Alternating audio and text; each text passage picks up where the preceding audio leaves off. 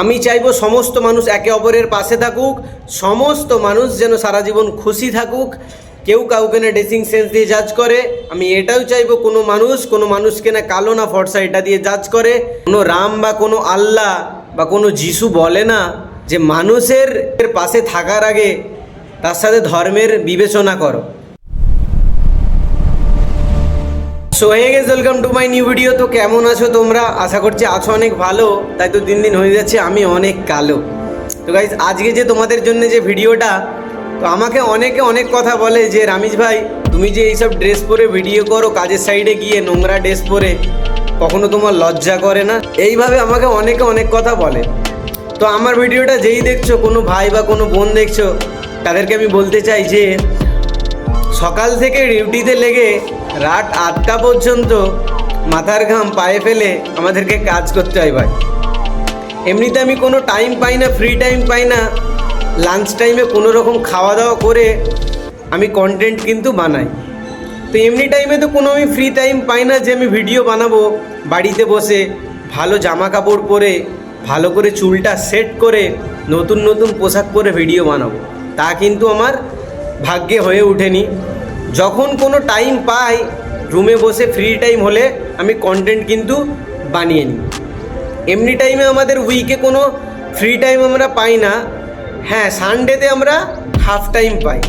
1টা পর্যন্ত কাজ করে রুমে গিয়ে জামা কাপড় ধোয়ার পর, সমস্ত কাজ সারার পর ছাদে গিয়ে যদি আমি টাইম পাই, আমি সানডেতে একটা কন্টেন্ট আমি বানিয়ে নিই। তারপরেও যদি অডিয়েন্সের কাছ থেকে যদি এইরকম শুনতে হয়, হ্যাঁ মনে হয়তো একটু কষ্ট হয়, তারপরে কি করব, নিজেকে নিজে মানিয়ে নিই। কারণ সমাজে চলতে গেলে অনেকে অনেক কথা বলবে, সেটাকে নিজে মানিয়ে নেওয়াই আমাদের কাজ।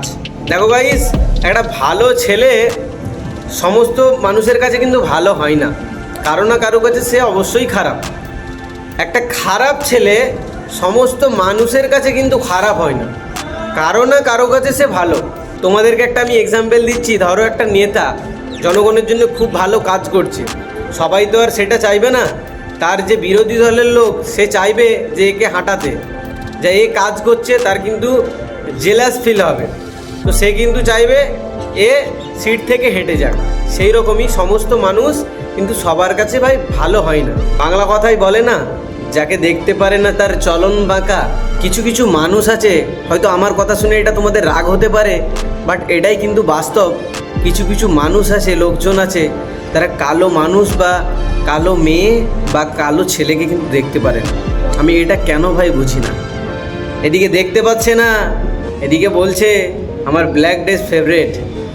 তা কিন্তু হয়।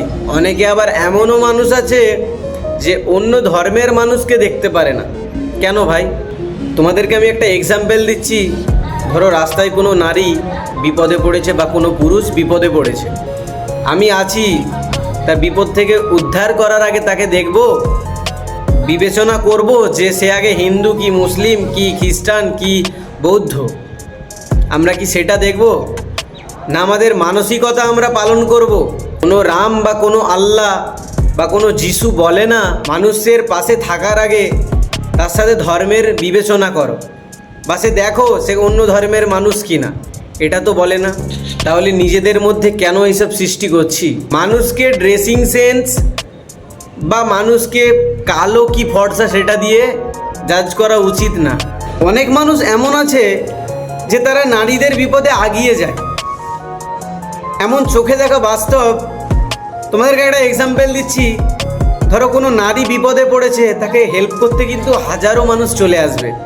একটা পুরুষ বিপদে পড়লে সেরকম কিন্তু আসবে না। দেখো, একটা পুরুষেরও কিন্তু প্রাণ আছে, একটা নারীদেরও কিন্তু প্রাণ আছে। একটা নারীর যেরকম সম্মান পাওয়ার যোগ্য আছে, একটা পুরুষেরও কিন্তু সেই রকম সম্মান পাওয়ার যোগ্য আছে। আমরা মানুষ, অথচ এগুলো বুঝি না। দেখো, আমি তোমাদেরকে এটা বলছি না যে নারীদেরকে রেসপেক্ট করবে না, না অবশ্যই করবে, আমিও করি, আমিও সবাইকেই করি। কিন্তু নারীর যেই রকম সম্মান দিচ্ছ নারীকে, পুরুষকেও কিন্তু দিও। কারণ পৃথিবীতে সবাই এক, আমরা কেউ আজীবন থাকতে আসি না। একের পর এক, কি নারী কি পুরুষ, সমস্ত জীবজন্তু কিন্তু পৃথিবী থেকে একের পর এক কিন্তু চলে যাবে।